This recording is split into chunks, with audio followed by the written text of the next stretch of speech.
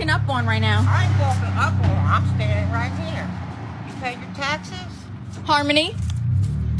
Yes, I sure do pay my taxes. Harmony!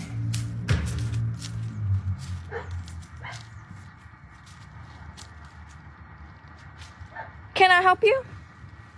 No, we can just stay. How about you go back to your car with your husband and go ahead about your business? Ain't my car. Now who business you in? This is my house. This is my dog. You said something to me first. Damn dog. I saw you kicking.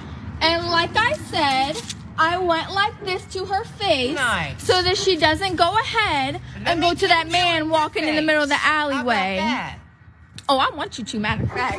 I'll break. I want you to, matter of fact. I want you to, matter of fact.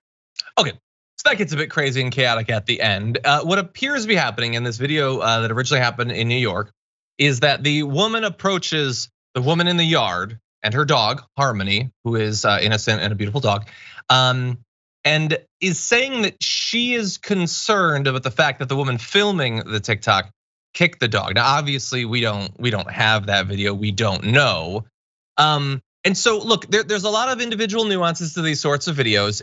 What, as an animal lover, Francesca, what do you feel about the social acceptability of intervening if you think rightly or wrongly you've witnessed some sort of animal abuse?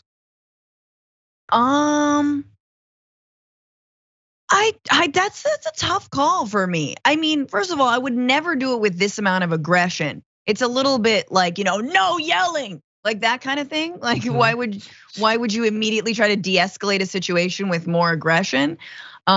Maybe say something like, your dog was so sweet. Oh, what happened? I don't know. I mean, honestly, it's the same thing when you see someone like hitting a kid. Like, you just kind of like look down at your phone and you keep going. And I don't mean like actually hurting them, but like a parent who's like, getting like spanking a kid on a subway or something like that. Like, it's not your business. I'm sorry, it's not your business.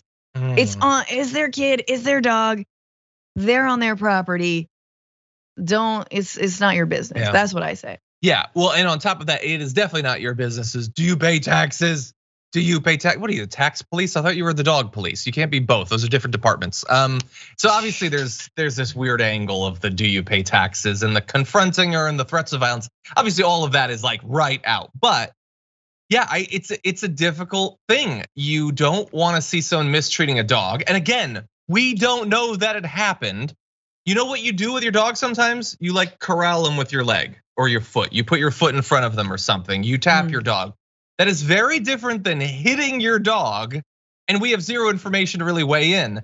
But generally, yeah, I do err on I don't think that when two strangers begin to interact in public, that it generally goes well or benefits society. I do think that we should care about each other, and if we witness something, we should care and potentially get involved, but it has to be done in the right way and in the right circumstances. So I'm mostly interested what the audience thinks about this. If you thought you saw someone kicking a dog, what is the appropriate response?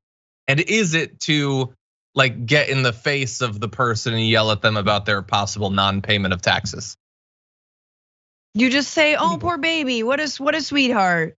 Something like that. And if it were my dog, I'd be like, oh, no, because he's just being he's just being an ass. Oh, it's okay. Like, he was just being an ass. Sorry, sometimes I gotta do that because he's being an ass. You know what I mean? And then it would move on.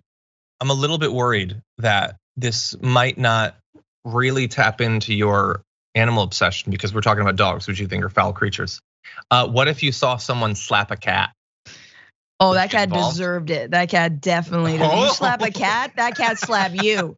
That cat slap you multiple times until you finally were like, oh, two can play at this game. Is she not merciful, audience? Anyway, okay. Unfortunately, we're not gonna be able to get to our mandate story, but tomorrow when Yasmin joins us, we will be talking about it. Some really fascinating polling, getting into the question of, do people actually oppose mandates? Well, it turns out it very much depends. We'll describe the underlying data there. But Francesca, awesome to have you here. Where can people see you next? Oh, follow me on all the things at Franny Fio. Listen to the Bitchuation Room podcast. And once again, Brooklyn, March 10th. Get your tickets, bitchuationroom.com. There's a link down below, I believe. Thank you in advance for coming out. We're gonna have a great time. We are going to, and we're also gonna have a great time because as soon as we go, Indisputable is coming up next. You should definitely check it out. Dr. Rashad Ritchie, Jackson White as well. We're gonna go film our top 10 list for the week, which goes out to our tier 2 and tier 3 members on YouTube. Normally we do these, we make our top 10 list. This is the first time we're gonna be critiquing a top 10 list.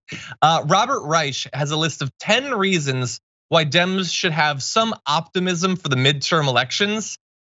I'm a bit skeptical, but we're gonna go through his 10 reasons and that will be available to our members later on. But thank you for watching, and until next time, stay safe out there, stay sane out there, and we'll see you soon.